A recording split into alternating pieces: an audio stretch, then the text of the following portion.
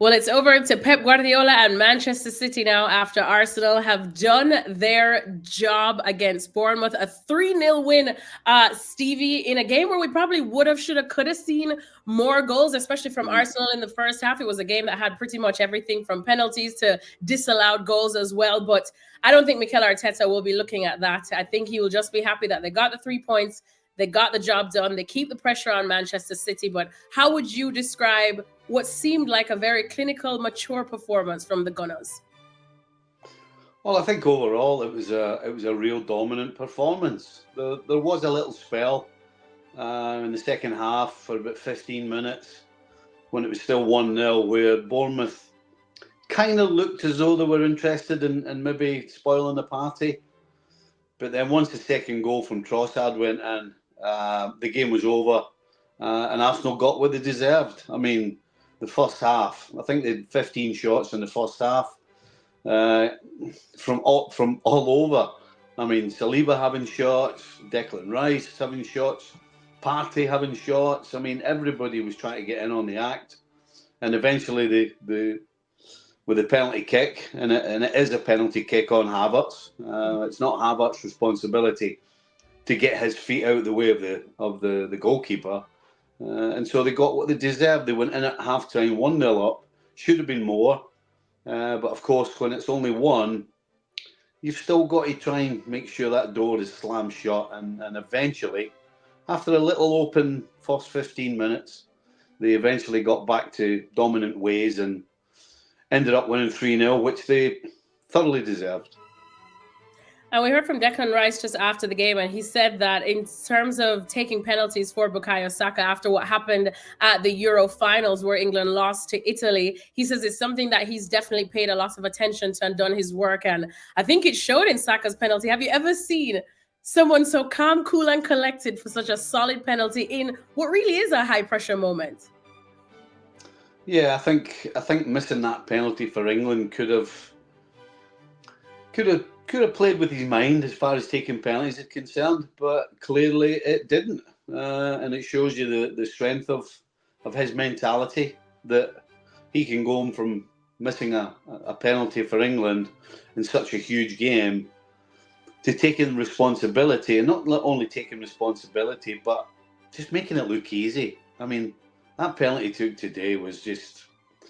It was like watching somebody in the schoolyard just playing with his mates. That's how easy it looked. So yeah, huge kudos to Saka.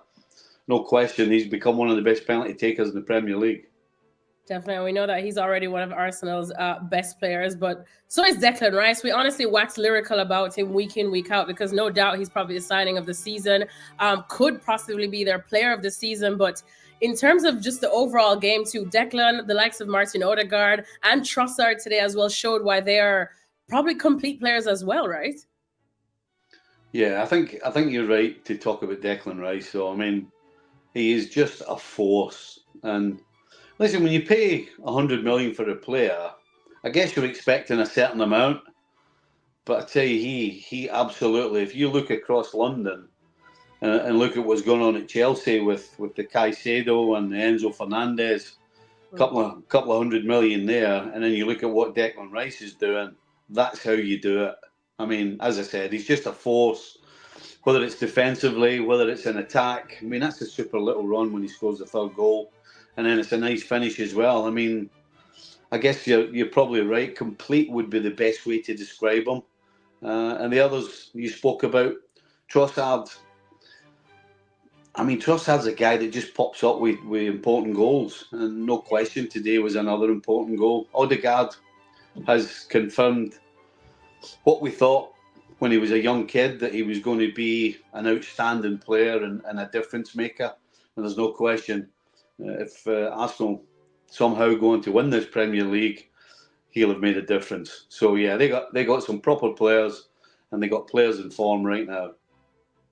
Well, one player as well who's very in form, and it's interesting now to, I suppose, talk about him, considering Arsenal have just 2 games to go in this Premier League season. But it's David Raya, because he is such a big part of Mikel Arteta's Arsenal, but he's only on loan there from Brentford. He's got 14 clean sheets so far this Premier League season. He's pretty much en route to the Golden Glove, unless Jordan Pickford has something to say about it. But Stevie, this is someone that, forgive the pun, he's a keeper that Arsenal have to keep, huh?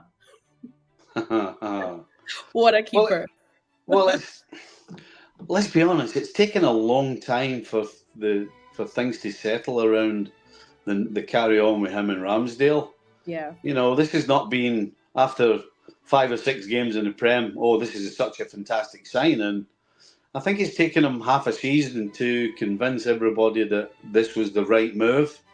And today he made a couple of saves. He made one in I think it was the first half from Solanke, probably the only opportunity that Bournemouth created.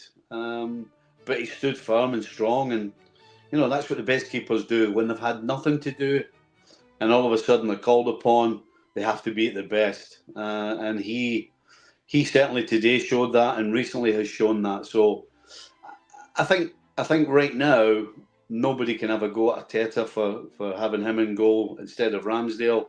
But as I said, it wasn't that straightforward for probably the first half of the season. Well, you mentioned Solanke there too.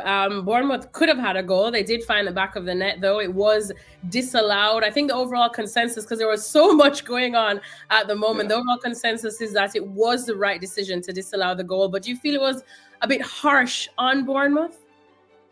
I don't know whether it was the right decision to disallow it. I don't argue that there's no question Solanke tried to impede the goalkeeper.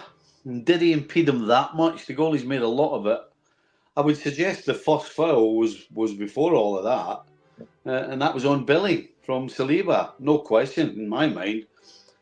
Billing's been pulled back by Saliba before any of the questions over whether the goalkeeper had been fouled. So, in my book, probably I would have given a penalty to Bournemouth. So, again, that would have made it 2-1. Could it have changed the game? Probably not. Yeah. The truth is, the best team won. Arsenal were way superior, and it was just one incident that maybe could have given the Arsenal faithful a little jingle of the nerves. But I don't think it probably would have affected the game, even had they gotten it and put it in the back of the net. Right, so straightforward win for the Gunners there in this one. Like I said, they only have 2 match days left. So the Premier League title really is out of their hands at the moment. They're going to have to hope Manchester City slip up. City, who have 2 more games to play than they do. But Arsenal's next 2 games, on paper, don't look like easy ones. Although, of course, both clubs, being Manchester United first and Everton, and both those games coming up shortly, that they're fighting for different things, Stevie, so they could be potential banana peels. But how do you see this all playing out, and taking into account who Man City also have? Yeah, I think on paper it's difficult to make an argument that Arsenal are going to lose or drop any points. You know, their opponents, they're way superior in pretty much every department, and unless it's just one of those bad days, then I don't see any slip-ups from Arsenal. But as you said, the problem is, I can say the very same about the team that's got the title within their grasp, and that is Manchester City. They've got Wolves today. At home, I really don't see any slip-ups there either. But as far as Arsenal's concerned, they've just got to make sure that they win the games that they have left, which I believe they will, and then hope and pray that either somebody upsets City or City drop the ball.